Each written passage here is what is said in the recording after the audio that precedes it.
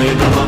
त्वमेव माता च पिता त्वमेव, त्वमेव बन्धुश्च सखा त्वमेव, त्वमेव विद्याधरणं त्वमेव, त्वमेव सर्वं देवदेव देव। कायेन वाचा मनसेन्द्रियैर्वा बुद्ध्यात्मना वा करोमि स्वभावात् करोमि यद्यत् सकलं परस्मै नारायणायति समर्पयामि। अच्युतं केशवं रामं